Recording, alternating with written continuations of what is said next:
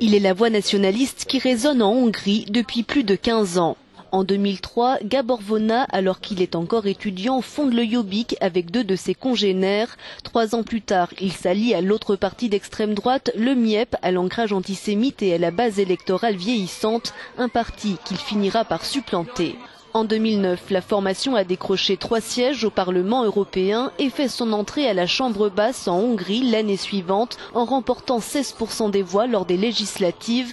Avec une xénophobie à peine voilée, il a amorcé un virage politique ces dernières années pour frapper plus large et voire plus grand. Gábor Vona tente de reléguer au second plan les raids violents de la milice qu'il a dirigée, menée contre la communauté rom du pays et les propos antisémites tenus par certains de ses membres. Mais peu importe, il compte donner un coup de jeune au mouvement et incarner le nouveau visage antilibéral et hostile à l'Europe.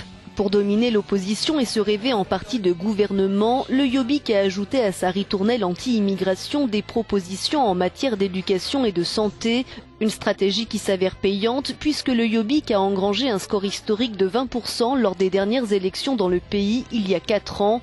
En multipliant les signaux en direction de l'électorat traditionnel de gauche et des libéraux, il a réussi à se positionner comme le 2e parti de Hongrie. Azoknak próbál alternatívát nyújtani, akiknek egyikből is, másikból is elege van.